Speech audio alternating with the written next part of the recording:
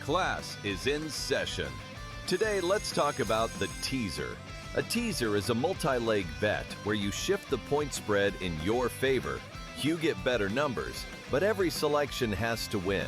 It doesn't matter what you bet if you don't have the insights. Tune into SportsGrid and get ahead of the class.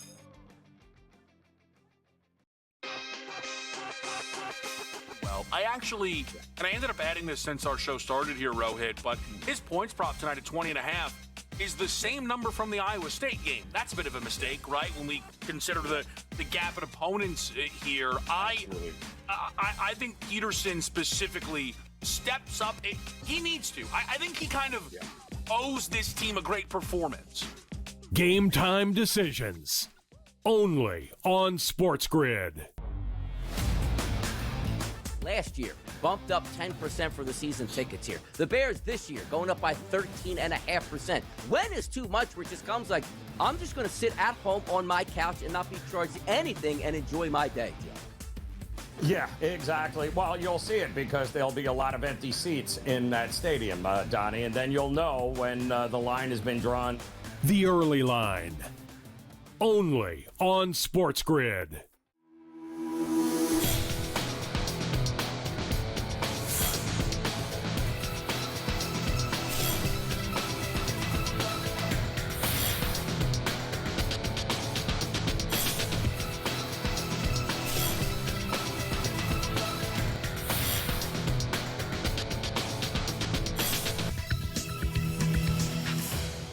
Good afternoon. Welcome to NewsWire here on SportsGrid. I'm Craig Mish. Get ready for a lot of Olympics coverage here on the show. We've got Team Canada taking on Finland.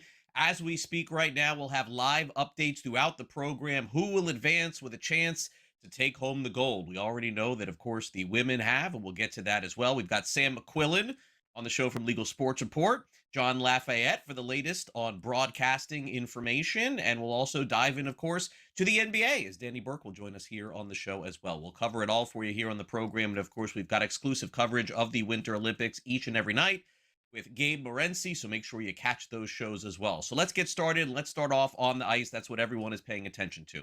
Team USA storms back on the women's side to defeat Canada 2-1 in overtime. They take home the gold. It was closer than the money line would indicate, minus 480. That's what it was, so you had to sweat that one if you were in on it. Hillary Knight tied the game with 2 minutes to go, but Megan Keller scored the game-winning goal in overtime. It's the first gold for the USA Olympic team in the 108 Olympic Games. And here is the audio of Keller's game winner. The outlet pass for Keller, a defenseman. Nice move, cuts to the net, score! Megan Keller, the overtime hero, the United States, wins gold in Milan.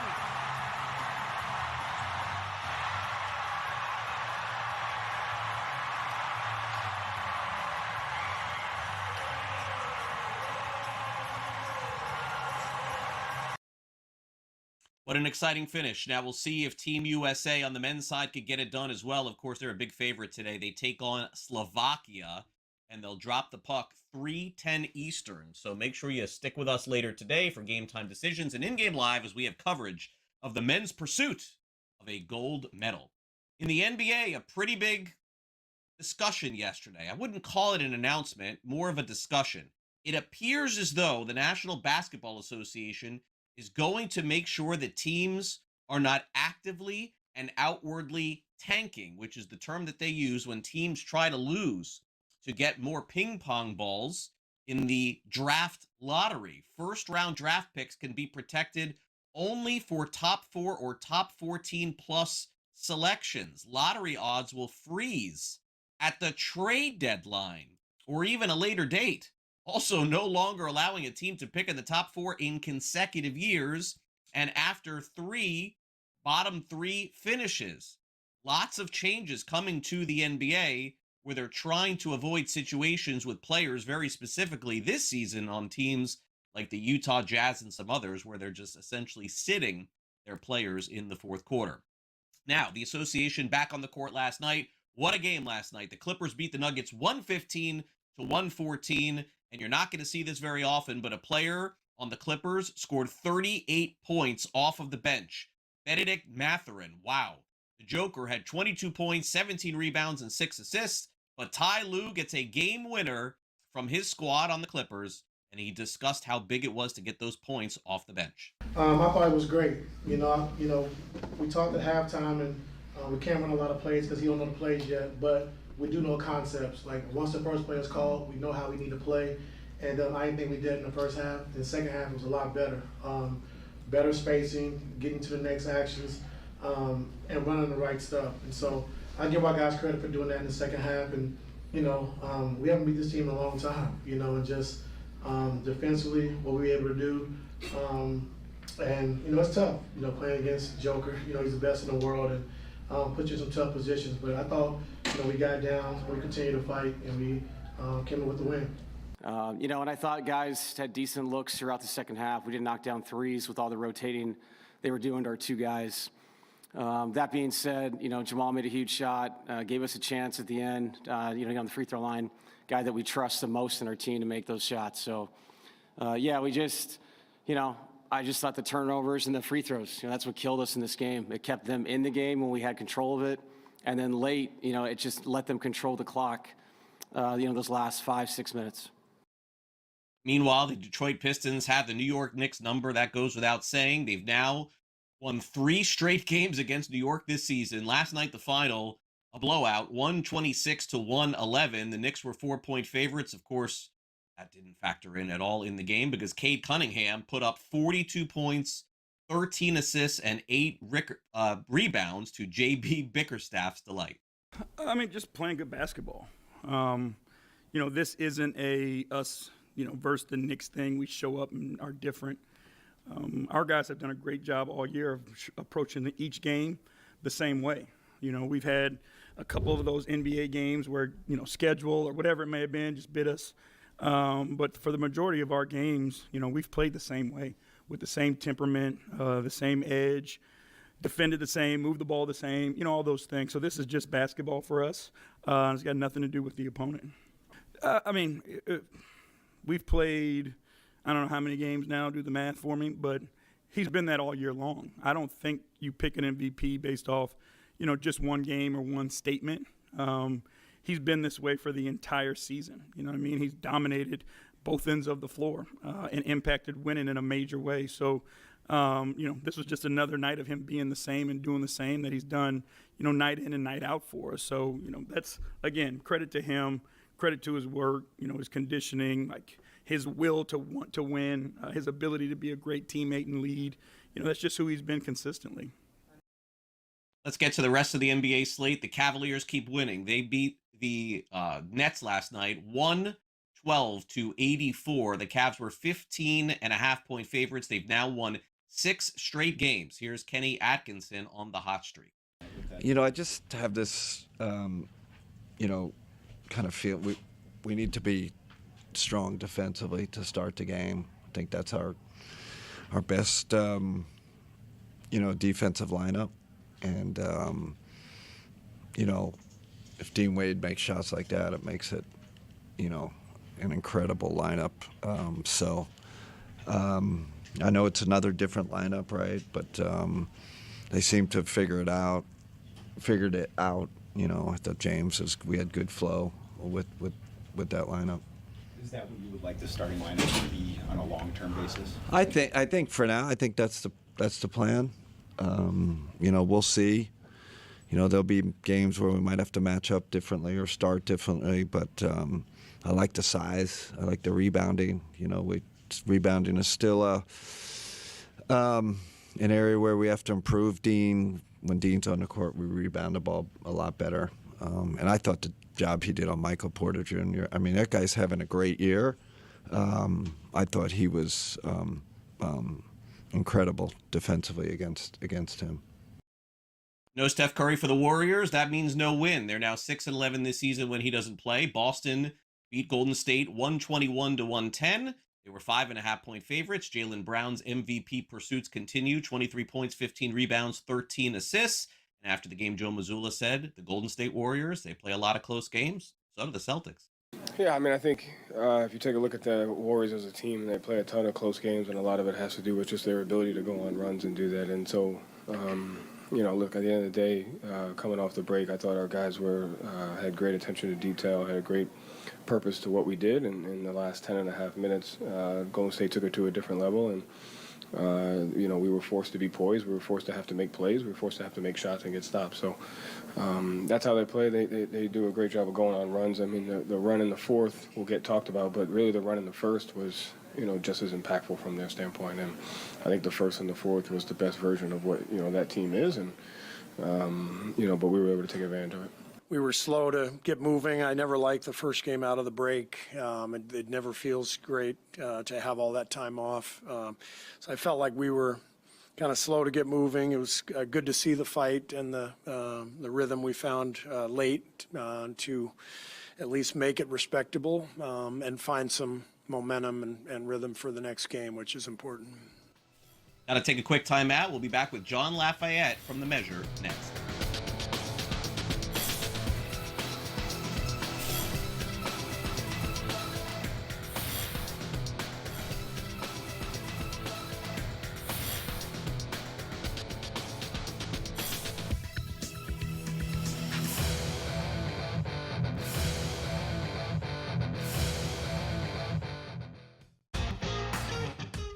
Obviously, I wanted to play golf. Like, I grew up in England. I came to America on a scholarship because my aspiration was to play the European Tour. And then once I got to America, it was like the PGA Tour. And I think I'd always had kind of this affinity for, like, the swing and coaching and teaching and tinkering is probably the best way to say it. I'd say that's probably, which is a dangerous road to go, right?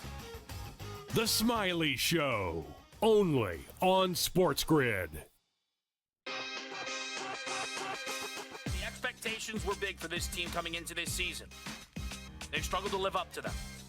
When you think about the 4 losses for Purdue, they've really felt ugly. Iowa State smashed this team in their building.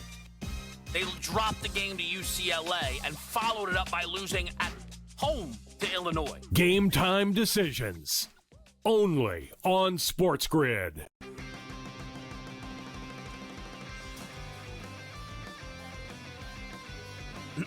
Class is in session. Today, let's talk about the teaser. A teaser is a multi-leg bet where you shift the point spread in your favor. You get better numbers, but every selection has to win. It doesn't matter what you bet if you don't have the insights. Tune into SportsGrid and get ahead of the class.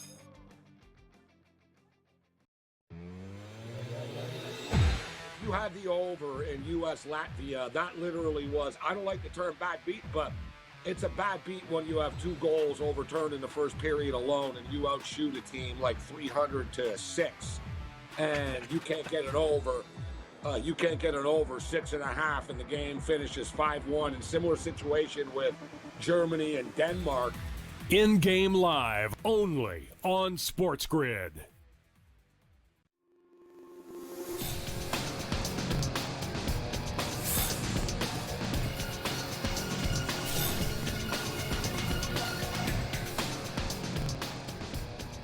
Just a quick update at the Olympic Games as Canada trying to get themselves into the gold medal game this weekend. They're currently taking on Finland as we speak, and they're heading to the third period, trailing 2-1. Canada, a massive favorite, of course, to get to the game coming up this weekend. But as of right now, losing to Finland. We'll update you on the score as we continue here on NewsWire. Now let's bring in John Lafayette from The Measure to get into the very latest and everything happening in sports and sports media. John, thanks for coming on the show this Friday. And, certainly Major League Baseball making a lot of headlines. And generally this time of the year, it's for the start of spring training. But instead, it's because of the change that's going on with the Major League Baseball Players Association and leadership at the top. Yeah, it was a busy week in the sports business. And the story of all probably came out of baseball, as you said, with the labor situation. We're counting down to a baseball lockout, and boom, former player Tony Clark is out as head of the Players Union. Now, he's out because of financial and personal scandals that are being investigated at various levels, so he decided it was a good time to bow out. The players got together, and on an interim basis, they've named Bruce Meyer to head the union. Now, Meyer's a tough lawyer. The owners don't like him. But maybe that's exactly what the players need as they're going into these tough negotiations. The CBA expires on December 1st, and everybody's expecting a lockout. This week, as you said, spring training started over at the Cubs camp. Owner Tom Pritzker was asked about what was going to go on with this season, and as it ended, and he just said, enjoy the season because, we don't know what's going to happen in the future. Actually, we do. There's a pretty good chance that there won't be any baseball in 2027.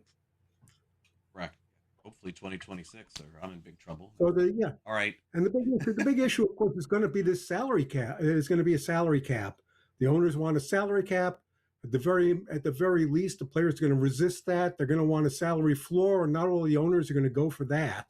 Kyle Tucker signing with the Dodgers sort of put everybody on edge. And the other big issue is sharing local TV revenue. The RSNs are cratering, and there have teams, the Dodgers, the Yankees, the Mets. Those guys get tons of TV revenues that lets them spend plenty on players. Other teams, the Pirates, they can't spend money on teams, so that's a big issue that's got to be worked out between the owners before they even decide what they want to do with the players.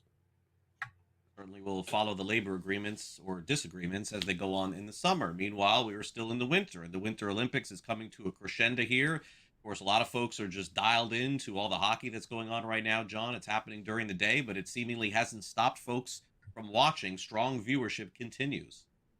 Yeah, hockey is definitely one of the highlights as far as ratings go. The U.S.-Sweden game a couple of days ago had peaked at 8.9 million viewers. It averaged 6.9 million viewers. Now, overall, for NBC, they're getting more than 20 million viewers across its live afternoon and primetime programming, and they've been at that level for an amazing 13 straight days. You don't see 20 million people tuning in for much besides football these days, so for NBC to be getting those kinds of numbers for the Olympics is pretty fantastic. On the streaming side, NBC's Peacock has been generating 12.9 billion minutes of Olympic viewing so far, and that's almost double all of the previous Olympics combined in terms of streaming. And like you said, we're looking, the U.S. over Canada in women's hockey will also produce a big bump. Michaela Schifrin winning gold, another highlight. We'll be getting those numbers in pretty soon. And then coming up, everybody's got their fingers crossed that Canada will pull through and be able to meet the U.S. men in the hockey season. And of course, skating is always popular, and there have been a lot of big numbers for that as well. Now, the NBA is really the big story of the week as far as ratings are concerned, John. They brought back NBC and all the nostalgia, and it seems like that really helped with viewership. And I guess it didn't hurt that the actual All-Star game in itself was better than usual. Yeah, absolutely. That's right. Going to broadcast was a big boost for the NBA as far as the All-Star game was concerned. They got 8.8 million viewers across broadcast, streaming, and Telemundo. That's up 87%, and the highest since 2011. Like you said, the new format, which pitted the USA team against the world players, that helped. Having guys like Victor Wembanyama and Anthony Edwards, really out there trying, that also helped. You needed that kind of enthusiasm and a little bit of energy for fans to really tune in.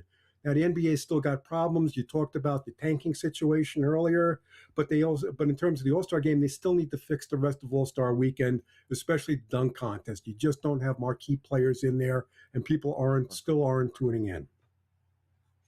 Finally, let's get to the latest story with the Chicago Bears. They made some personnel decisions, of course, during the week, but the biggest decision could be coming off the field, where they're struggling to get any sort of land, the Chicagoland area, and now could be kicking the tires on leaving the state, John. I seem to think that this is more posturing than anything else. Yeah, the stadium has become a real literal political football. In the last couple of days, you had the legislature in Indiana coming close to passing a bill that would enable them to create all kinds of tax breaks and incentives for the Bears to move to an area in Indiana that's very close to the Chicago border, but is over a very expensive toll bridge. So there's a lot of mixed metaphors there. The Bears came out and said we're committed, but they said what they were committed to was continuing the process, which would include actually finding a site. So it's not quite as close as they want. But what they're using Indiana for is leverage to try to get the Illinois government, the governor, the legislature, kick forward with the kind of tax breaks that they're looking for in terms of real estate. They did buy a huge parcel of land where there used to be a racetrack in suburban Arlington Heights. And that's the place where the Bears have been eyeing as their new place for a stadium for 2 years. But again, this tax issue has been a problem, and dallying with Indiana and with Iowa, for that matter, has been a way that the Bears have been trying to get the Illinois government people to come to the table to make a little bit less of a demand, and we'll see if that works. Meanwhile, fans are just like beside themselves, saying, "How can the Bears play in another state? How can they play? How can the pride and joy in Illinois be down in Indiana?" Well, the Colts are already down there. We'll see what happens with that. John, have a good weekend. Thanks for coming on NewsWire. My pleasure. Good to see you again. We will take a quick time out here on the show. When we come back next, it's our daily look into the prediction markets as we look at the NBA's MVP and Olympic hockey as well. You're watching NewsWire on SportsGrid here on this Friday, and we'll be right back.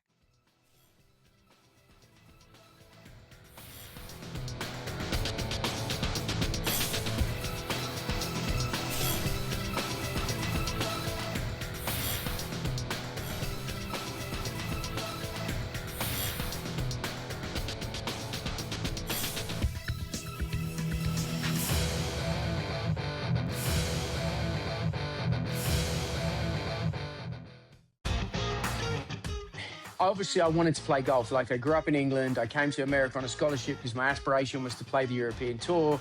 And then once I got to America, it was like the PGA Tour. And I think I'd always had kind of this affinity for, like, the swing and coaching and teaching, and tinkering is probably the best way to say it. I'd say that's probably, which is a dangerous road to go, right? The Smiley Show, only on SportsGrid. Expectations were big for this team coming into this season. They've struggled to live up to them. When you think about the 4 losses for Purdue, they've really felt ugly. Iowa State smashed this team in their building.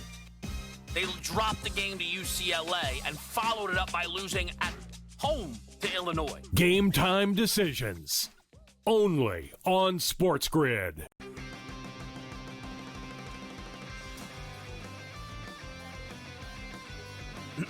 Class is in session. Today, let's talk about the teaser. A teaser is a multi-leg bet where you shift the point spread in your favor. You get better numbers, but every selection has to win. It doesn't matter what you bet if you don't have the insights. Tune into SportsGrid and get ahead of the class.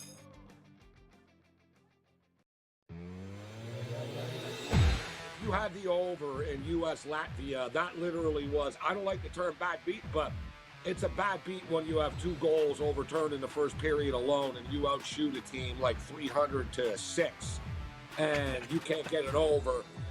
You can't get it over 6.5, and the game finishes 5-1. In similar situation with Germany and Denmark. In-game live, only on SportsGrid.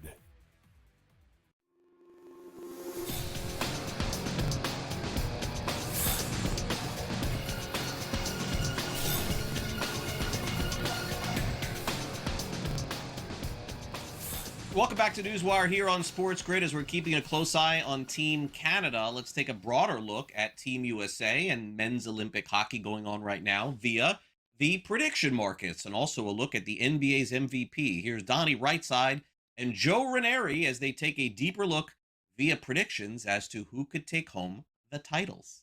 Prediction markets. You know you love them here. We love them on the early line. You know we love them even more on the SportsGrid Network on PME. Joe, PME. You ever heard of that show? Have you ever been on that show? Answer the question. I have heard there are some fantastic hosts on that show, Donnie. I heard outstanding stuff.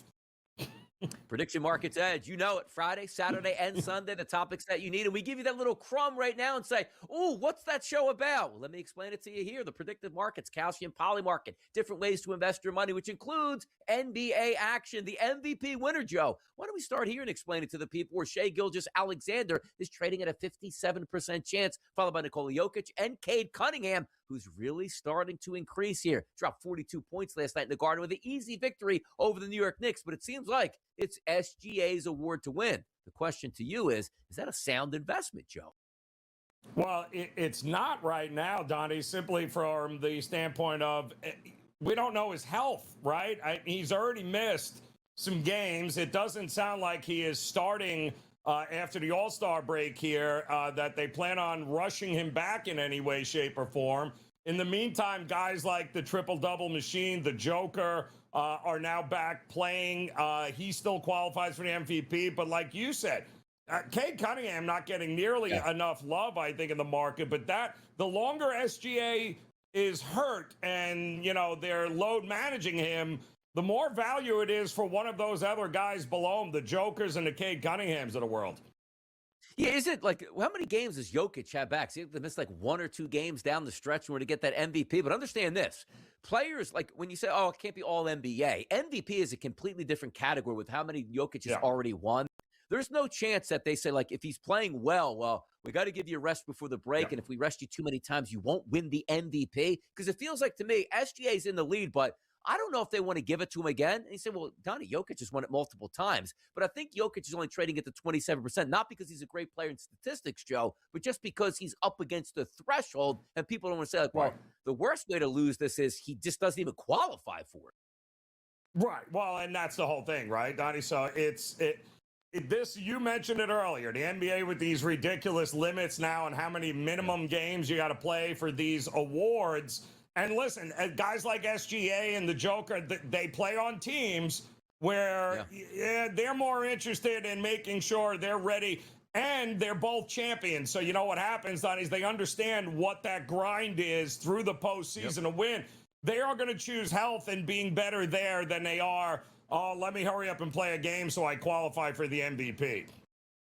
Yeah, it'll be interesting to see how it plays out. But once again, as we take a look, they did it to themselves. We would never have this argument, but because you like to sit out and take games off where you're not injured, that's why the NBA came down and said you must have a certain amount of games played. And here we are today, which includes here we are today, 2026 Winter Olympic style. U.S. versus Slovakia. You want to get involved in the calcium market? You want to invest? 88% that Team USA wins this game over Slovakia today. 12% chance trading here for Slovakia, Joe. Team USA. Let's be realistic here. We absolutely believe that Team USA and Team Canada are destined to play to one another here. But I don't know that you're getting a better price than maybe just backing Team USA to win this thing outright and then taking those winnings and rolling it over, Donnie, into the gold medal match to win it all. So you got to figure that out. But I don't think there's any doubt that, yes, Team USA will be victorious here today. Can take a little puck line action on Kalshi as well here. 73% chance that the U.S. wins by over 1.5 goals here. Look, don't make us sweat this out. Canada, get up early. U.S., get up early. Let's rest our players. Let's have the best possible event on Sunday morning here. Let's get those ratings. Let's have those funds and see what happens. And also, as we talk about Canadian and Finland, they will also be playing today. And by the way, Canada-Finland plays earlier than Team USA versus Slovakia here. Canada trading at a 78% chance right now on Kalshi. $381,000 of volume coming in and upping every moment here as we're about to drop the puck in just a few hours. Yeah, well, it's, again, both Team USA and Team Canada are your favorites. Both of them are expected to advance and win. This shouldn't come to a shock to anybody. I think it gets chalky from here on out. But this is just another avenue to invest in, Donnie, and be able to pad that bankroll once the outcome takes place.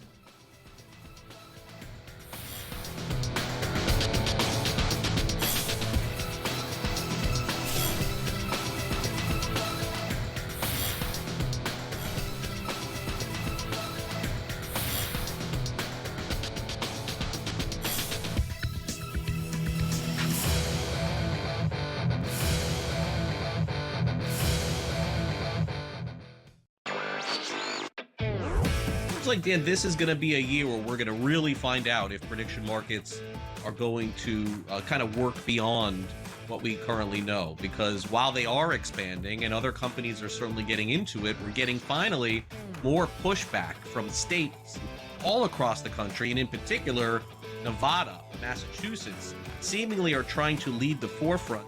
NewsWire. Only on SportsGrid. Not only do you have like, oh, well, we don't know we're going to play an arbitration for our top pitcher in school ball. He gets the $30 million. You go and get Valdez, who's 32 years old, and you pay 3 years, $115. Now you have a legitimate 1-2 punch and still have Flaherty in that lineup as well. If you're looking at a move singularly that I didn't expect to happen here and loved it, Detroit's move to get Framber Valdez, sensational for me. Pro Baseball Today. Only on SportsGrid. Yeah, and with the Clippers, Craig, it feels like Kawhi is on the island. We saw him ball out in the All-Star game the other day. Kawhi was very impressive, and he's had a fantastic season. I think when you look at the Clippers, if the Clippers record was better, but he's still James Harden, you would be talking about Kawhi as an MVP candidate. He's been one of the best players in the league in terms of how he's been playing. He's been fantastic. NewsWire.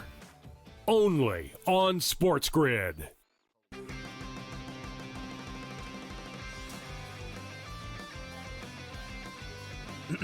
Class is in session. Today, let's talk about the teaser. A teaser is a multi-leg bet where you shift the point spread in your favor. You get better numbers, but every selection has to win. It doesn't matter what you bet if you don't have the insights. Tune into SportsGrid and get ahead of the class.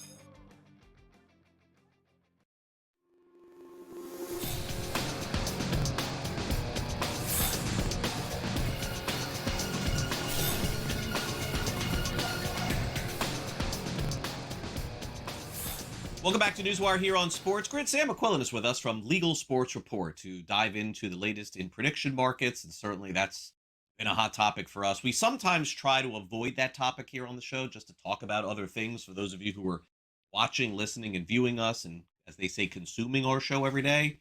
Today's not a day we're able to avoid it. Let's get into it. Sam, the National Basketball Association about a week and a half ago saw one of their players with a very small, albeit minuscule, honestly, ownership in prediction markets. That was Giannis Antetokounmpo. And then the questions started to rumble. Will the NBA get deeply involved with prediction markets?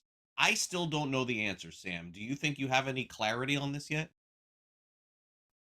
Yeah, to your point, Craig, that it's been hard for us to avoid talking about prediction markets. That's kind of the case with the leagues right now. Certainly the NBA. This past year, they actually were among several leagues that wrote a letter to the CFTC that warned that prediction markets lack the safeguards that their sports betting partners have, things that monitor games, any suspicious betting, because they're fundamentally regulated by the CFTC, which has pretty much been understaffed for the past year. A lot of people questioning if there's actually a regulator at the CFTC policing all this stuff, which is certainly booming. But it's been hard not for the leagues to mention them because they're booming and they're such a hot topic right now. And, this week, Adam Silver coming out acknowledging Giannis Antetokounmpo's ownership stake in a prediction market, basically saying he's treating it as a gambling company, which, until recently, players were banned from owning any stake in gambling companies. They actually changed the collective bargaining agreement a couple of years ago to allow players to own gambling companies. That was probably because they already let team owners have stakes in gambling companies. So there was kind of, a calling in the player community to equal the playing field there. But Silver's stance on prediction markets certainly seems to be different than it was a couple months ago when, the league was telling the CFTC to do something about them. He said they're monitoring them. It's certainly a really interesting space. They actually invited members of Kalshi and Polymarket to a tech summit that they had over the weekend. So that's a big change from, we're not getting involved in prediction markets. Now we have some of the, their executives at our biggest stakeholder conference. Sportsbook executives were there too. It was invite only, so we don't know exactly what was talked about, but, definitely a sign that they're more on board with them. You also had the NFL come out recently as well at Super Bowl on Radio Row. Jeff Miller, who's their spokesperson, basically called them an interesting fan engagement tool, said it could be a good opportunity for the NFL to explore. That's also a sharp, pivot from what the NFL had said to the CFTC a year ago when it said it was troubled by the massive expansion of these prediction markets that don't have the safeguards that fall outside of state jurisdiction and purview. And then the MLB, recently as well, Manfred at those owner meetings recently came out and said he actually briefed teams on how these work. He views them as an interesting tool they can maybe use to better monitor betting and integrity, issues within the league. Obviously, the MLB has dealt with its own betting integrity issues with the recent Cleveland Guardians scandals, which we continue to learn more about by the day. But not kind of lost in this whole story or picture or development or whatever you want to call it is the CFTC came out just this week and said it's going to fiercely defend the legality of prediction markets, which is a sharp turn from just a couple months ago when we had no commissioner at the CFTC, when the CFTC basically was not doing anything about prediction markets. The incoming commissioner, Michael Selig, said he'd probably look to the courts to figure all this out and have a hands-off approach. But, he came out with an op-ed this week, said he's going to fiercely defend it, said he's going to stop states from trying to, stifle these innovative products. He mentioned them as a great resource for everyday Americans to hedge risk against the weather and climate. He actually didn't mention sports at all, which is, the big issue here. It's why 30 states are enjoined in lawsuits trying to stop what they call illegal sports gambling that infringes on their rights. And it makes up about 86% of Kalshi's total platform volume. So really notable that he didn't mention the sports, but he signaled that he's definitely trying to defend prediction markets. So I think what we have here is kind of similar to what happened with sports betting back in the day. The leagues had sued to stop New Jersey from legalizing sports betting. They said that was going to be a huge integrity risk. And then eventually, they got on board. Adam Silver wrote an op-ed in support of sports betting, famously at the time. And now the leagues obviously make hundreds of millions of dollars from their sports betting partnerships. So this could be a similar kind of development where, once it's going to become legal, once it looks like everyone is going to inevitably get on board, the leagues are going to kind of pivot and say, oh, well, now maybe we're happy to embrace them and definitely happy to take the money as well. But it's obviously a developing circumstance. We'll see what happens with all the court cases. Eventually, if it goes to the Supreme Court, I would be surprised if leagues don't continue to kind of soften their stance and inch more in support of prediction markets, but we'll have to see. Still a lot to get to before full endorsement there, but we'll see. All right, speaking of which, let's get to South Carolina. We know North Carolina better success as far as sports wagering and legalization is concerned.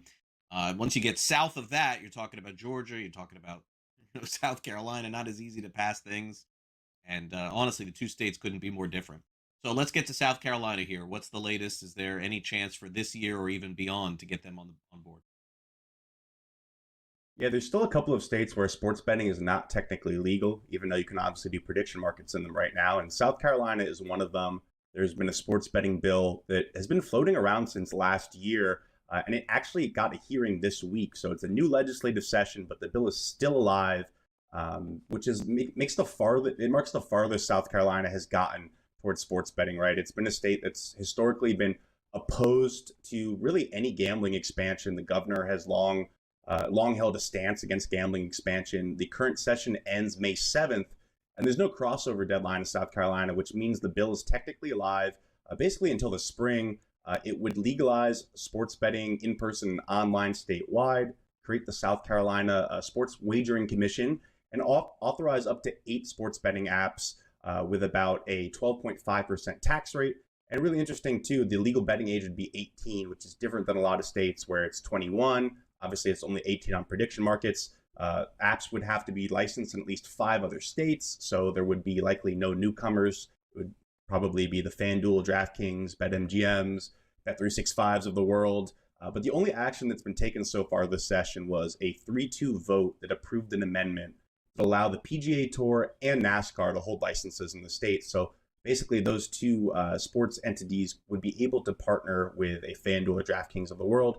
That's important because it gets a big stakeholder from the state on board, and we'll see if the political kind of appetite changes. The argument is that sports betting is obviously already happening, already exists in North Carolina, like you mentioned, in other states surrounding it, Tennessee as well.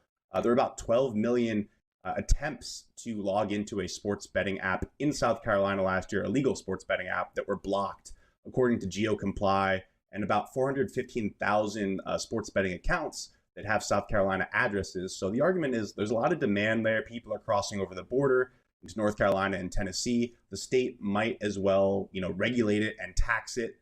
Caesars is projecting that this bill could raise about $60 million a year for the state in taxes. That obviously is not much in terms of, the state's total budget. It's not going to plug any big holes, but it is money the state isn't getting right now. So that's been a big argument for it. And obviously they want to regulate it as well, make sure that, people aren't betting offshore or on prediction markets probably as well. So basically the political hurdle remains. They'll have to get people on board. Been historically anti-gambling, but we'll see if there's any kind of, movement with this bill, considering how the landscape has changed over the past year. Definitely so. Real quick, Sam, before you go, Caesars money call here, stock up. Where do they stand? And I'm seeing that in your article here, a lot of it because of their digital growth. So explain that. Yes, Caesars Digital is their sports betting and online casino business. They've been trying to grow it, spin it off into its own arm. But until that happens, they're going to have to make sure they hit their hold rate of 8% for the rest of the year. So they'll be pushing more parlays, more player props, and all those high margin bets. Expect more of that this year from Caesars. Have a great weekend, Sam. We'll see you next week. Thanks. You too, Craig. All right, we'll be back with Danny Burke covering the National Basketball Association, results from last night, and more. Don't go away.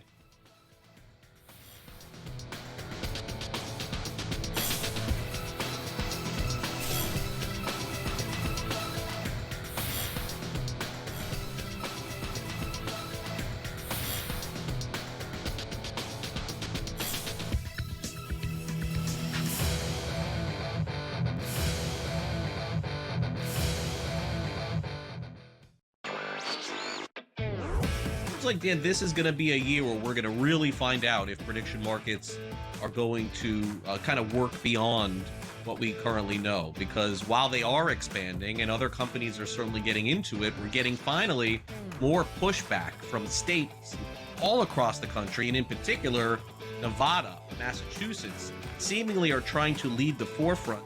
NewsWire. Only on SportsGrid.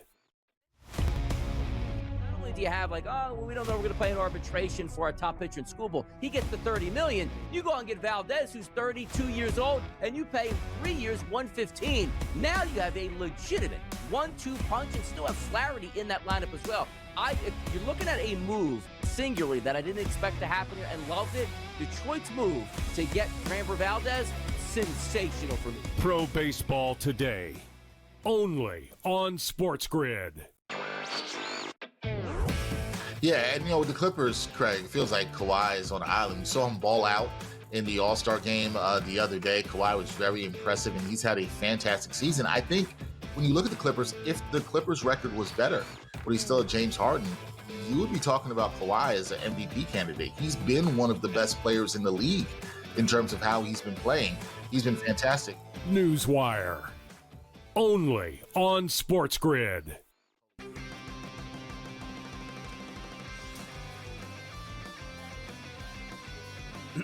Class is in session. Today, let's talk about the teaser. A teaser is a multi-leg bet where you shift the point spread in your favor. You get better numbers, but every selection has to win. It doesn't matter what you bet if you don't have the insights. Tune into SportsGrid and get ahead of the class.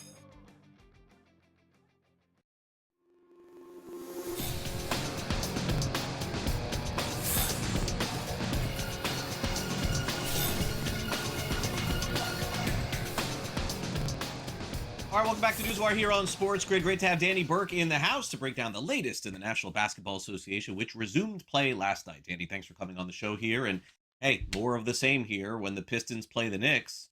And I think two different thought processes here for Detroit. They are salivating in the idea of playing the Knicks in the playoffs. And the Knicks are probably like, oh my gosh, if we have to face these guys in the quarters or the semis or even the finals or anything else, do we even stand a chance? Cade Cunningham, 42 last night. And this game was not close. Pistons beat the Knicks 126-111. Styles make fights. Is that the deal here, Danny? Is it just that Detroit, when they play New York, owns them? Is that it? Yeah, I guess it's just one of those things, Craig. We see it time and time again in a lot of sports leagues, but particularly in the NBA, where no matter what the roster shape up is, a team just kind of has a stronghold over the other. And that's what we witnessed yet again with Detroit over New York. I mean, despite missing Duran and Stewart, some of their bigger pieces serving that suspension, the Pistons still took care of business. And this has kind of been an indictment of what this Knicks team has been all season long.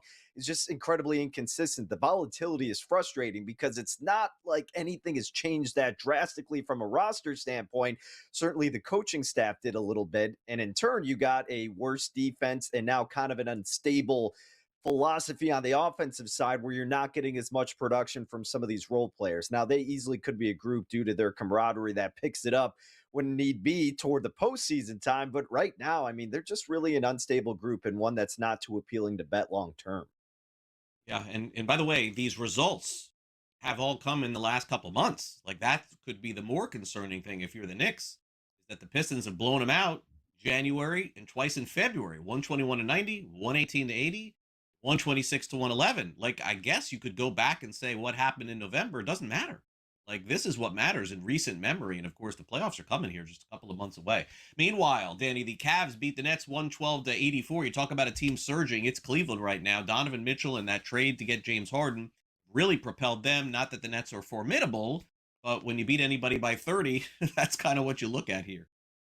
Now, a great way to ignite a little run here potentially in the second half of the season right after the All-Star break. I really like the move that Cleveland made to get James Harden. I know some people are kind of wishy-washy about it. It's a older guard in James Harden who hasn't had much postseason success, but he's bringing a huge slate of experience in the postseason to your team and brings a different dynamic that you really just didn't have with Darius Garland. Now, I think it's mutually beneficial. I think Garland is going to thrive in that setting with the Clippers alongside Kawhi Leonard, and I think Harden can complement Donovan Mitchell perfectly in a lot of the other pieces that they have present on this team because they need a go-to guy if Mitchell is going to be getting double teamed or surrounded in late fourth quarter situations near the postseason. They need someone who can also step up alongside him. And Garland really wasn't that dude, but Harden absolutely can be. And aside from that, Harden's still playing top tier ball right now. I mean, some of the best in his career, and he's a great facilitator. So I love the acquisition. I love Cleveland throughout the rest of this regular season. I still have my reservations about them actually representing the East in the finals. I think they still don't have enough depth coming off the bench, but look, they're going to be a competitive bunch all the way through and a fun team to watch, no doubt. Clippers beat the Nuggets 115 to 114, getting a huge game from Mathurin off the bench yesterday. So they win in a nail biter despite Nikola Jokic's 22 points, 17 rebounds, 6 assists. He also had 6 turnovers in this one. Clippers need any boost that they could possibly get at this point. We need to win as many games as they can to sort of stay in this race, Danny. And I don't know that one win is going to do that, but they'll take it last night. Absolutely. Look, this Clippers team has been on a tear since December 20th. They were like 20-5. They completely did a 180 from what we witnessed from this group at the beginning of the year up until that December 20th viewpoint.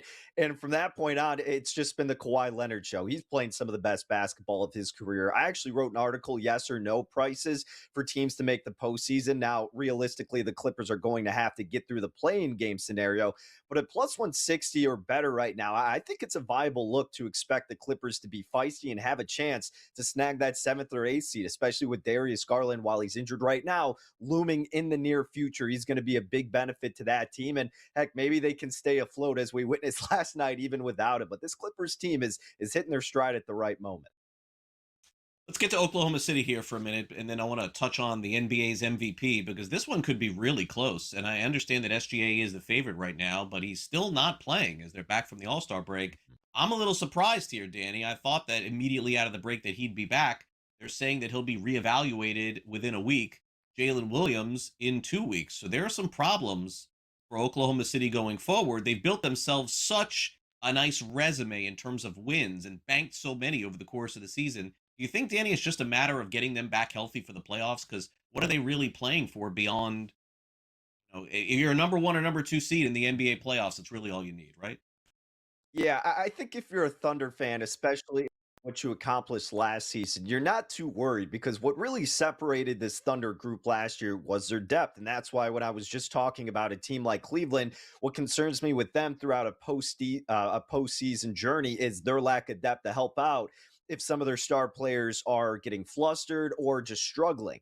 Now, Oklahoma City has that and then some. And the acquisition of Jared McCain, he fits in perfectly to the identity of what that franchise is. So even though you're missing some of these players right now, not the biggest issue, even if they get the number 2 seed, because look, it's just going to present a bigger challenge for them and give them even more incentive to step up and not get complacent. And it's going to give the other guys an opportunity to step into bigger roles and thus improve them long term and then help them in this playoff run. So I've got no worries with this OKC team. Still absolutely the team worthy of being the favorite to win the whole thing. And SGA has to play 65 games to get the MVP. He's minus 150 now, Danny, and I think he's going to qualify for it. But if anything was to happen after he came back, he'd be out. And so Jokic is right there 3-1. And look at Cade Cunningham surging at 7-1 as well. Yeah, Craig, this is fascinating. I agree. There's a real chance he doesn't qualify. And even if he does come back, there may not be enough of a sample or storyline to get him back-to-back MVPs. I took Cade Cunningham actually before the season started, and I'm feeling great about it right now. And Jokic, injured for a while, may not meet that threshold if things don't go his way. Voter fatigue with the top 2 guys, Cade Cunningham completely being the leader on a team that's turned it around, the number 1 seed, even though you're not getting anywhere near as good of a number preseason. Cade is absolutely the choice to make right now for MVP. Great stuff as always, Danny. We'll catch up again soon. Thanks for coming on. You bet, Craig. Take care. We'll take a quick time out here on NewsWire. Coming up next, we check in with Brady Cannon, sitting down with someone with over 3 decades of experience in the global gaming industry.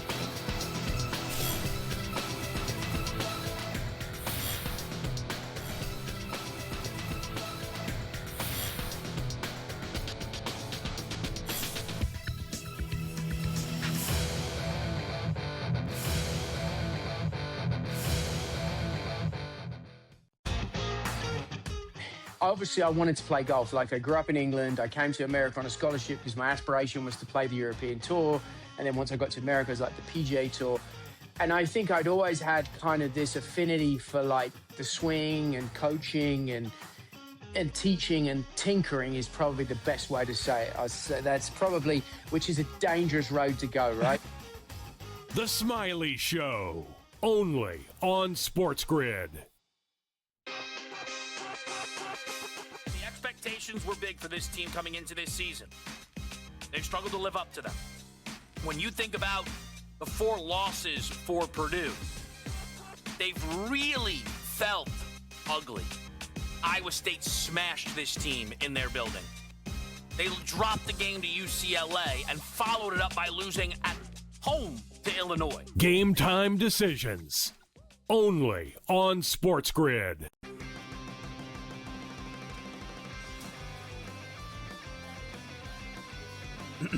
Class is in session. Today, let's talk about the teaser. A teaser is a multi-leg bet where you shift the point spread in your favor. You get better numbers, but every selection has to win. It doesn't matter what you bet if you don't have the insights. Tune into SportsGrid and get ahead of the class.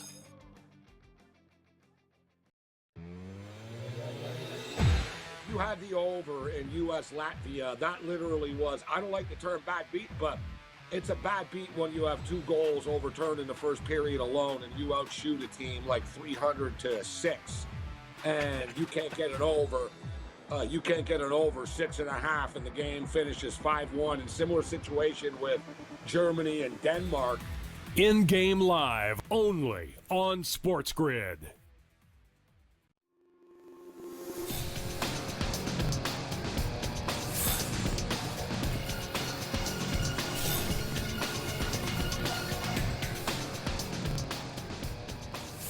Welcome back to NewsWire here on SportsGrid. Shea Theodore of the Las Vegas Golden Knights, playing for Team Canada, has tied their game at 2. They're in the final period. The winner will move on to the gold medal showdown, potentially against Team USA, depending on how they do at 3 o'clock Eastern. Tied at 2. Could we have another overtime game coming on the ice at the Olympics? It's certainly possible. All right, now let's check in with Brady Cannon. He sits down with Ramiro Achua, an executive with over 3 decades of experience in the global gaming industry. It is Inside G2E, the Global Gaming Expo, presented by the AGA, the American Gaming Association, right here on SportsGrid. I'm Brady Cannon, and we are now joined by Ramiro Achua. He is the president of the Ramiro Achua Advisory Company. It's a pleasure having you on board here, sir. Thank you very much for joining us. And off air, I was just saying, okay, so what do you do exactly? And it's a wonderful background, a very interesting background. You've worked all over the world in, basically the regulation gaming space, as far as I understand. And now, because of that experience, with all this movement into Latin America, you're a great person to consult on this type of thing, and thus the advent of the Ramiro Atucha Advisory Company. Absolutely. Thanks a lot for having me here. It's a pleasure. And yes, I've been 20 years in the gambling industry. Initially, the first years on the regulated European and American market through my first company, Leander Games, and the second phase since 2020 with my second company, Vibra Gaming, with a regulated Latin American market. And I believe I understand pretty well the standards, the requirements of the American public, European regulated companies, and what their concerns are when coming into Latin America. It's challenging. Every time you go to a new place, to a new country, identifying the right people, understanding, where to go, how to go, is always a concern. And I've been helping a few companies doing that, in a safe way and with the right steps, I would say. Talk to me, Ramiro, and the audience, obviously, about regulation. That sounds to me like the rules, right? The rules, the laws. Dig us deeper into regulation and setting up regulation in a country or a jurisdiction. What does all that entail? Well, first is identifying the markets where the operator wants to get established or where the supplier wants to grow based on their offering, right? Once that's identified, also seeing what the appetite is. There are different levels of regulations. Some companies would consider Mexico regulated. Some would consider it not regulated enough. Okay. Something similar happened with Brazil a few years ago. So it really depends on that appetite and depending on that, how to proceed into that market. Regulation in Latin America is evolving, so it's also a matter of understanding what are the odds of that. For example, Brazil recently regulated, now it's talking about new changes about that regulation, so navigating that, considering what's going to happen next, is a key element to make a decision there. In Europe, is it pretty much complete as far as regulation versus the United States? It seems like it's incomplete because we don't have states where everything is legal just yet. Correct. The U.S. is similar. I'm originally from Argentina, right?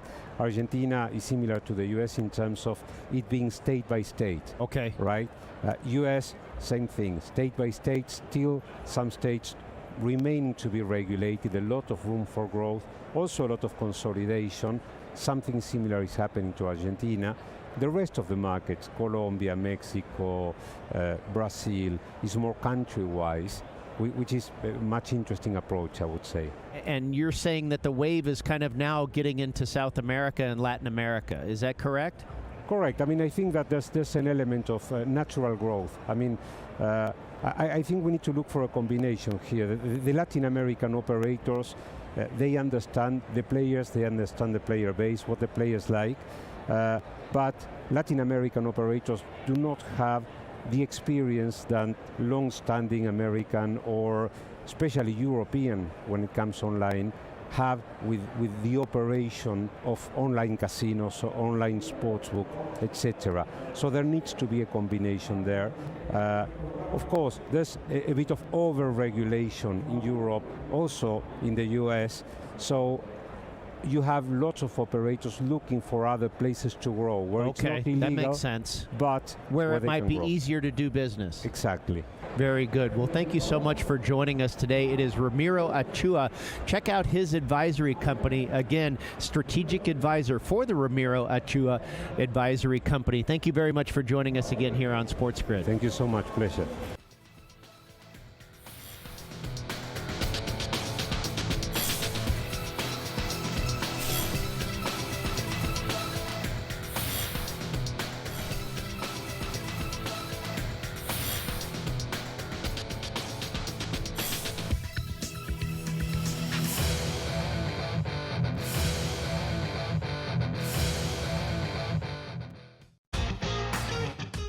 Obviously, I wanted to play golf. Like, I grew up in England. I came to America on a scholarship because my aspiration was to play the European Tour.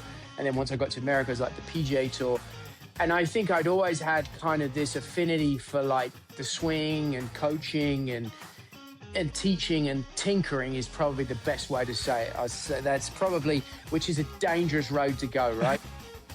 The Smiley Show, only on SportsGrid. The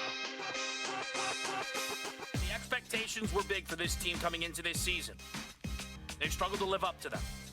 When you think about the 4 losses for Purdue, they've really felt ugly. Iowa State smashed this team in their building. They dropped the game to UCLA and followed it up by losing at home to Illinois. Game time decisions, only on SportsGrid.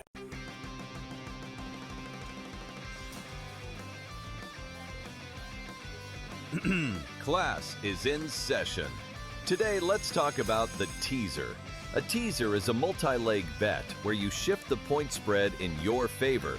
You get better numbers, but every selection has to win. It doesn't matter what you bet if you don't have the insights. Tune into SportsGrid and get ahead of the class.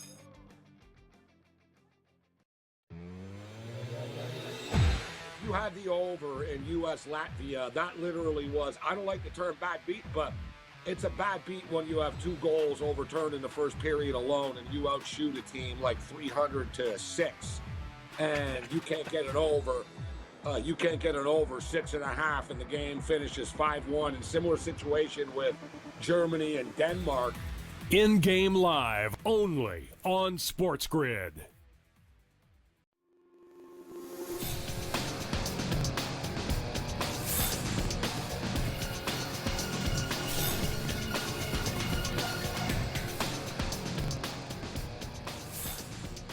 Welcome back to NewsWire here on SportsGrid. 30 minutes to go here in the show. We got a lot to get to, folks. Let's dive into the National Basketball Association, the games tonight and the weekend with Brad Thomas, who's always good for a pick or 2 or a prop or 2 here on the show, or maybe 3 or maybe 5.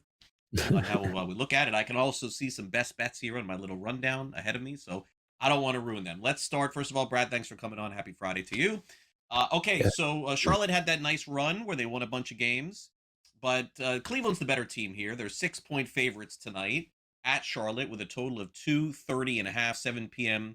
Eastern start. I know that Cleveland has some serious aspirations for the playoffs. And I mean, who knows with Charlotte based on this new year. They've played better. I guess we could say that. Do you have a lean or a pick on anything tonight? And then throw me a prop if you got one too. Yeah, I slightly lean the Cavaliers. This team is just, I think, light years better in terms of talent to talent. The Hornets have played some really good basketball, like you said, on that crazy good winning streak. They're getting high quality production, and they have 3 players who can get really hot at basically any moment in between Ball, Knuppel, and Miller. But I just feel like this Cavaliers team, getting James Harden now finally has another player that can facilitate and take a little of that scoring ownership off of Donovan Mitchell's shoulders.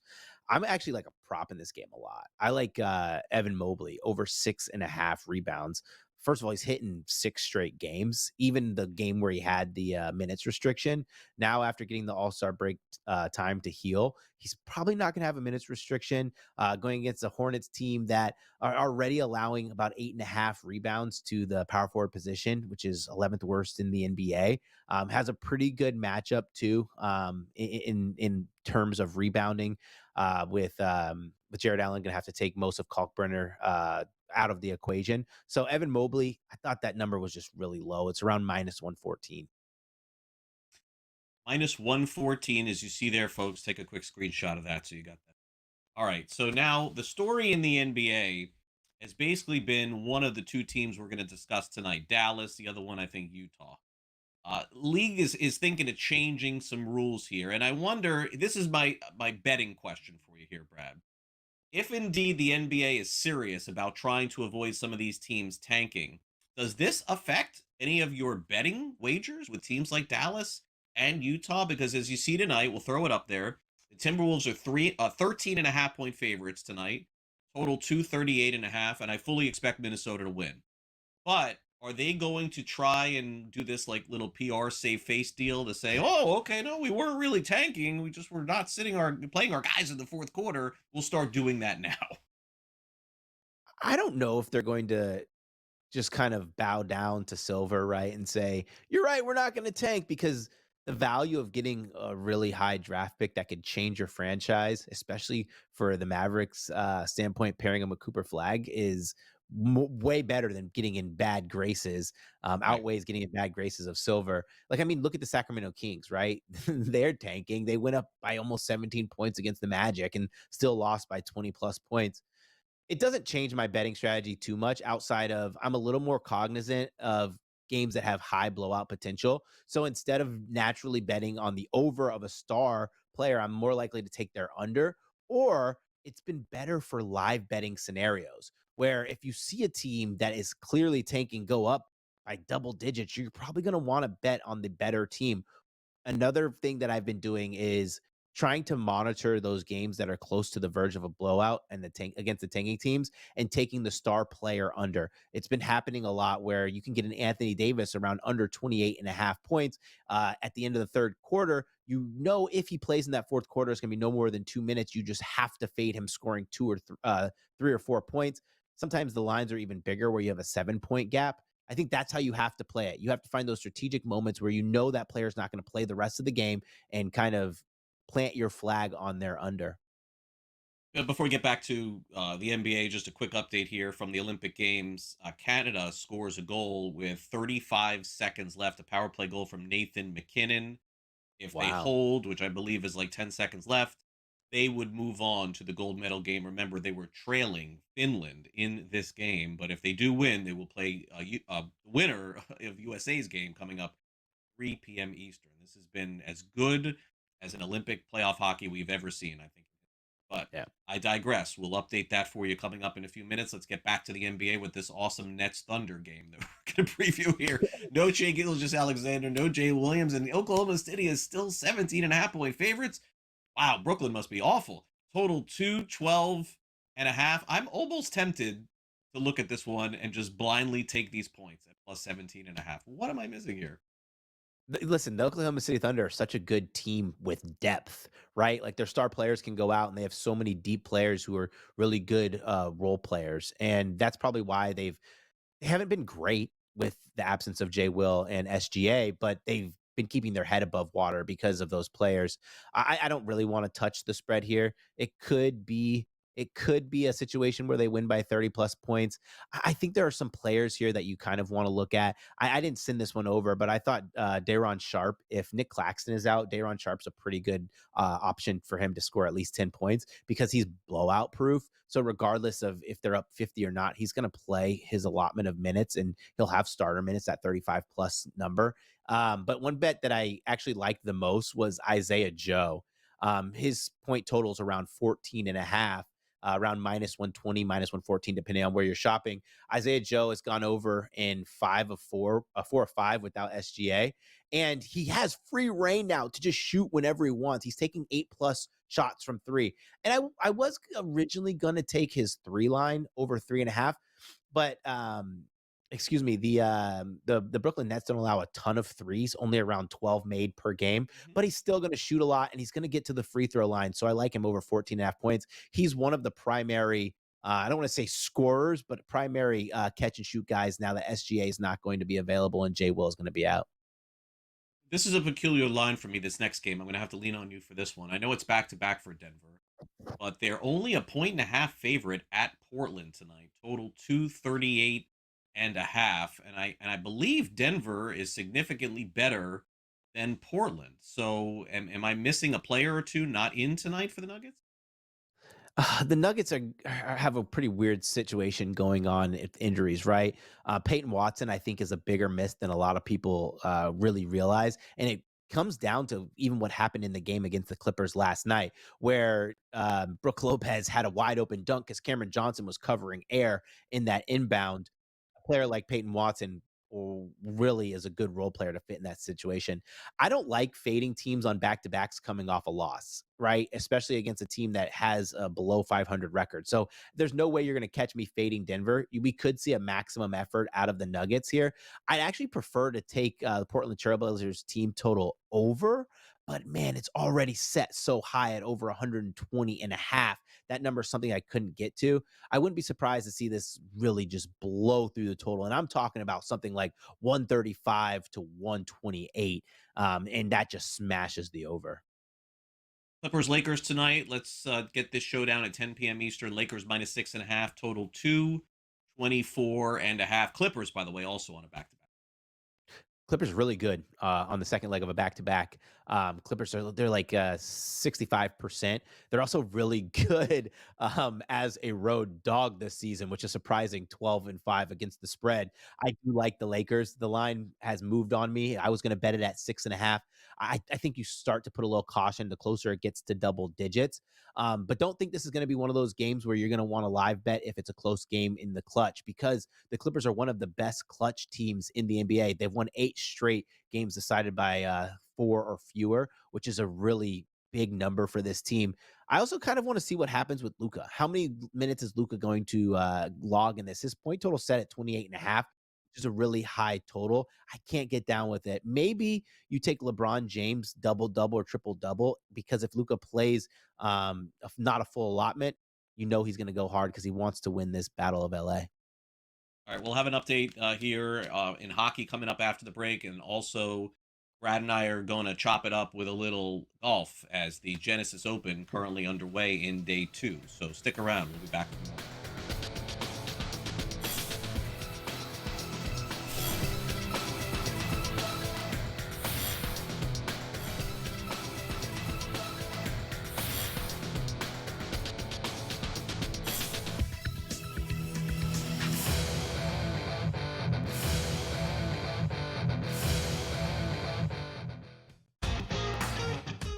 Obviously, I wanted to play golf. Like, I grew up in England. I came to America on a scholarship because my aspiration was to play the European Tour. And then once I got to America, it was like the PGA Tour. And I think I'd always had kind of this affinity for like the swing and coaching and teaching, and tinkering is probably the best way to say it. That's probably, which is a dangerous road to go, right? The Smiley Show, only on SportsGrid. Expectations were big for this team coming into this season. They've struggled to live up to them. When you think about the 4 losses for Purdue, they've really felt ugly. Iowa State smashed this team in their building. They dropped the game to UCLA and followed it up by losing at home to Illinois. Game time decisions, only on SportsGrid.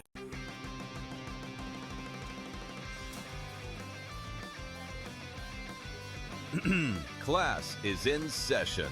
Today, let's talk about the teaser. A teaser is a multi-leg bet where you shift the point spread in your favor. You get better numbers, but every selection has to win. It doesn't matter what you bet if you don't have the insights. Tune into SportsGrid and get ahead of the class.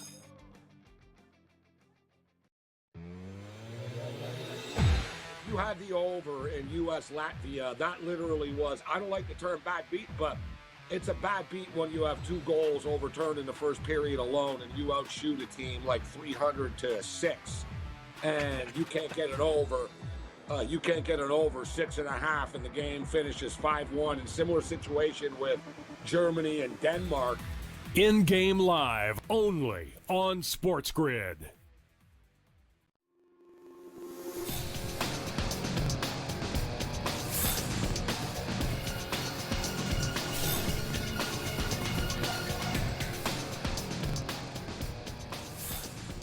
Welcome back to NewsWire. By the way, Team Canada did win. They advanced to the gold medal game. They'll wait to see if Team USA does. If so, we've got a showdown for the ages coming Sunday morning at the Olympics.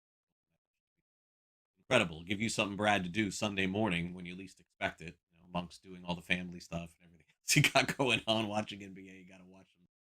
Olympic hockey, too. There's no doubt. All right. And golf, by the way. That'll be the final round of the Genesis Open when we hit Sunday. We saw round 1 come and go yesterday. Now, naturally, they're on the West Coast, so not a lot has happened yet today. I see Aaron Ray leading the field right now, and I also see, by the way, Rory McIlroy with a really good first day, too. So I don't know what your opinion was going into this thing, Brad, but certainly I want your thoughts on it, and then I want to dive into Scotty Scheffler as well, who's off to maybe not the start that he wanted.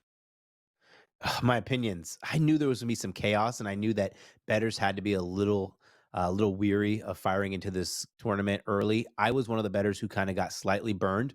I went with the AM PM wave stack. Basically means you target all the guys in the AM tee times because they're going to have a wave advantage. Well, turns out those AM guys end up getting the worst draw because the PGA Tour suspended play because it was raining too hard.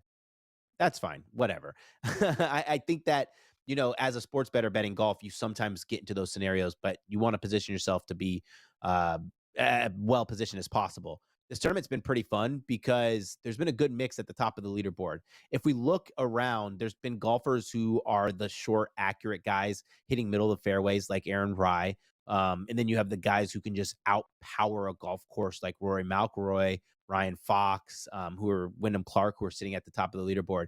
One thing that has been true and has been certain about this golf tournament is it has been rewarding guys who have been putting on good ball striking performances. And that's what we've really seen as the theme for the top of the leaderboard.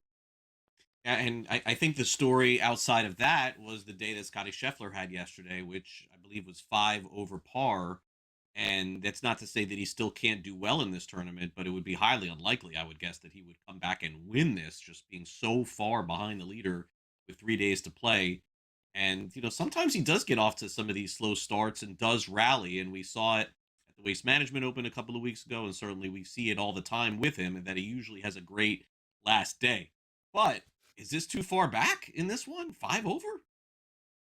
There's a couple things at play here, right? Like Scotty Scheffler, even mixing in his last 3 starts, is still the best first round golfer in golf by margin in terms of strokes gain data and average finishing position. It's weird. It feels like he's playing a game. Like he's trying to spot the field as many points as possible and see if he can come back. Golf has become too boring for him where winning is just not enough. He wants to do it from distance. Is it too far back to win? If anybody could do it, Scotty Scheffler, right? He was in dire straits. He was 6 over at one point before they blew the horn yesterday. Finishes the round 3 under, not for the round, but finishes the last few holes 3 under par, which brought him to 3 under. He's already made a birdie so far to start this round. It's probably too far back because with Scotty Scheffler, when he's playing poorly, there's something that we can grasp at that he can turn around. Like normally when he's playing poorly, he's losing strokes putting, or maybe his approach play isn't great.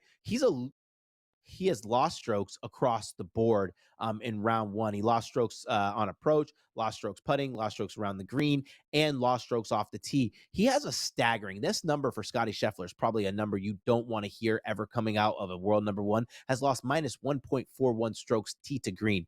That's not sustainable. Right now, he's only about, 8 back? So if he goes out there and puts together an impressive 4 or 5 under round at a golf course that can be very volatile, I think he can do it. There's a reason why Scotty Scheffler has the most protected odds anytime he's struggling, right? Let's look at the odds board real quick. Scotty Scheffler's probably going to be around 40-1 to win a tournament. I'm talking about this is a guy who's struggling right now to make the cut because it's top 50s and ties after the day. He's below the cut line.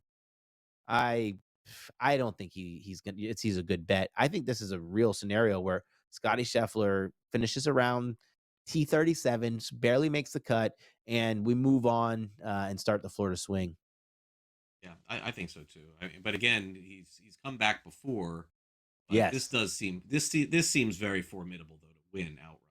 By the way, he's still the favorite to win the Masters at plus 280, and the PGA Championship, and the U.S. Open, and the Open Championship. Did you get in on anything of this before the golf season began, or are you just not a favorite guy? I like betting favorites, and I like to pick and choose, but I just feel like with the opportunity to bet into some other markets, like maybe if you like the Thunder to win the West, you parlay the Thunder to win the West and Scotty Scheffler to win the Masters. It's a little bit better. I just can't. It's just really hard for me to bet a 3-1 at a major where half the field is going to try absolute hardest and it's going to be between half the field. That number is just not good enough for me. I actually think you can look a little bit further down the board because this is the point of the season where you want to collect chips of the longer prices, because if Scotty keeps playing like this, I guarantee you he's not going to be 3-1 to win the Masters. You're probably going to get 6, maybe 7-1. That's what happened to Rory McIlroy, and it was on Rory McIlroy. He turned around and he won the tournament at 7.5. I this is a kind of a weird one for me. I didn't know if I was going to get here, but I took Matt Fitzpatrick at 66-1 to win the Masters. He only has 2 top 10s in his Masters history and hasn't had one since 2023. But to win the Masters, you need to be a really good ball striker. And right now, he's been the best ball striker in golf. And I'm taking his stats from overseas as well. If he continues to be the leader on approach, I think his putter will do enough at Augusta for him to contend. All I really need for him at 66-1 is contend, because if he keeps playing like he does, he picks up some wins on tour. By the time he rolls to Augusta, he'll be 30-1. Look at Justin Rose, right? He was 60-1 before he won, and now he's all the way down to 30-1. Rory McIlroy, by the way, show that board again, Luke. Rory McIlroy, the winner last year, 7-1. Bryson DeChambeau, 14-1. John Rahm, who was Scotty Scheffler for a few years at 300s and 400 on the money line. That's gone.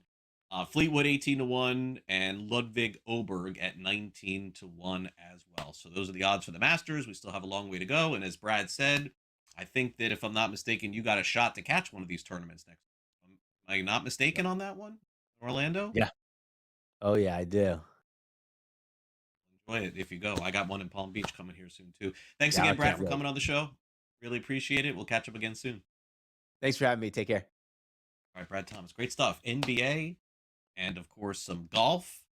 And Sunday morning, we'll all be watching to see who wins the gold medal. That match coming up, the hockey match coming up, 3 p.m. Eastern today. Team USA, catch game tonight for the recap.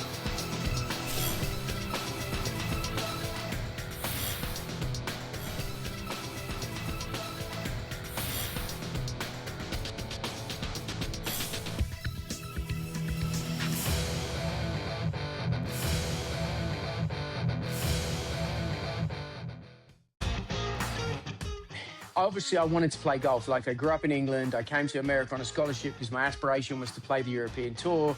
And then once I got to America, it was like the PGA Tour.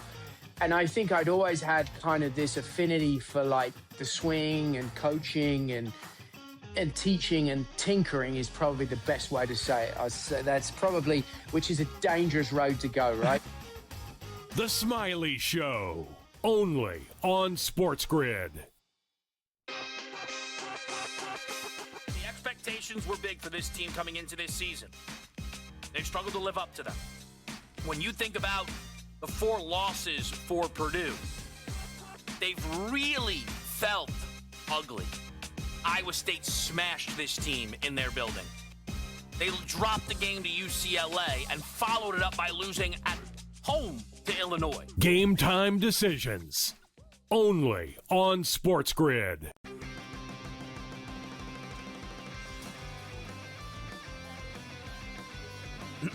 Class is in session. Today, let's talk about the teaser. A teaser is a multi-leg bet where you shift the point spread in your favor. You get better numbers, but every selection has to win. It doesn't matter what you bet if you don't have the insights. Tune into SportsGrid and get ahead of the class.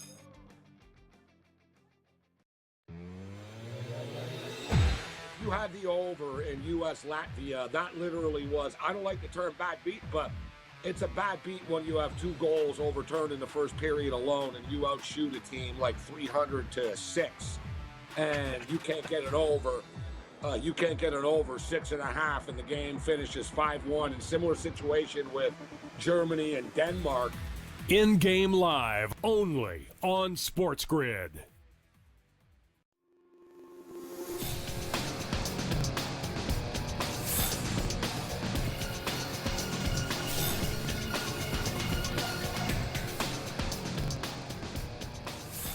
Once again, top story of the day. If you're just joining us, Team Canada has advanced to the gold medal game. What an exciting final goal, power play from Nathan McKinnon, 35 seconds left. Canada awaits Team USA to see if they advance over Slovakia, and they square off at 3:10 Eastern. We'll have a full recap later tonight with Gabe on Olympic Central, and of course on Monday I'll be back with you here on NewsWire for that as well. As we wrap up the show today, a couple of notes in baseball from spring training. A popular quarterback in the NFL is also a fan of another team that may not be his. I'll explain. It's time now for some Last Lick.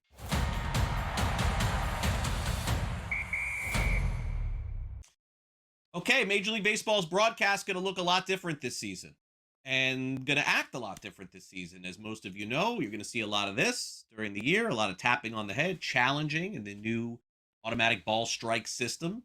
So you're going to see that from batters this season, challenge things. And because that's now in play, it creates a dynamic as to whether or not video can be used very quickly to let batters know if they should be challenging whether something was a ball or a strike because of the K zone, that little box. So say a batter, as an example, is at the plate, comes over, you can look quickly over at the stands, fans, team, and say, was it a ball, was it a strike, based on the box? Major League Baseball has to get rid of that box. That's what's going to happen. So this season, for the first time in a really long time, you're not going to have the strike zone box during games because that would enable the batter to know whether he is right or wrong for making the actual challenge. Makes sense to me, makes sense to you. Probably won't change much of the broadcast, but I guess we'll find out whether something was a ball or strike after the pitch, and probably, I would guess, in a replay, they'll use it when they show the very next pitch once the challenge is gone. The ABS system, of course, going to happen in spring training. Starting today, by the way. Spring training games currently underway right now. Speaking of which, there is a video online that has gone viral of a pitcher from Australia. His name is Josh Toll, T-O-L. And the reason why he has is a reason that I've never seen before. So Toll, who is a left-handed pitcher, throws some of the nastiest stuff that you're going to see from an off-speed perspective. And what he actually does is he grips the ball with his entire hand to throw the pitch. You have to, I mean, we can't show you the video. I wish we could. You have to check out this video online. So it's not by using the fingers, it's an actual palm ball that he's throwing and literally spinning the ball in ways I've never seen before. It looks awkward, but the ball just comes right at the batter and then flips all the way inside. You have to see it to believe it. It's rare here on the show that I would reference you to go watch this and Google it or look it up on Twitter or somewhere else. But take my word for it. You'll see this guy, I think, pitch in the World Baseball Classic, by the way. Josh Toll's got some of the nastiest stuff that you're ever going to see.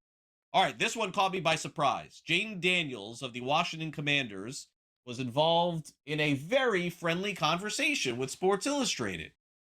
And Daniels, who plays for the Washington Commanders, you may remember, had one of the great quarterback seasons in the NFL 2 years ago. Unfortunately, was hurt a lot this year and didn't get a full opportunity to build on that last season. But, of course, he'll be back next year, and I'm sure he'll be great. So he did an interview, and during the interview, he was asked specifically about one of their rivals, Washington's in-division rival, of course, the Philadelphia Eagles.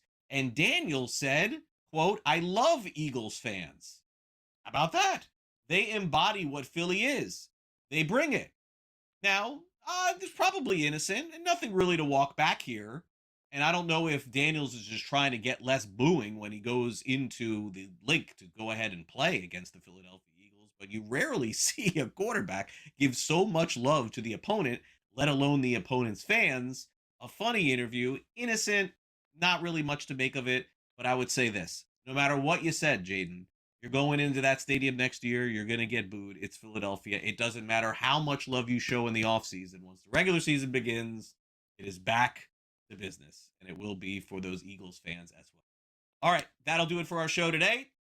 Thanks to our great guests here on the program, John Lafayette from The Measure, Sam McQuillan from Legal Sports Report, Danny Burke covering sports and odds, and also Brad Thomas on the show as well. We've got a great showdown in hockey today. Can the Team USA advance to the gold medal game? My gosh, they're a minus 750 money line favorite today as they take on the Slovakian nation. Slovakia, if you like them, they're plus 520. I don't see a lot of people in this country betting that. Total of 5.5. And then we'll be back on Monday to tell you how it all shook up. Gold medal games coming up Sunday morning. I'm sure we'll have plenty of programming here on SportsGrid that surrounds that. Thanks again to my director, Luke, for my producer, Frank. I'm Craig Mish. Enjoy the weekend, everybody. I'll be back here at 3 o'clock Eastern for those of you into some fantasy baseball. But if not, see you back here Monday at noon Eastern for our next edition of NewsWire. Have a great weekend, everyone. I'll see you then.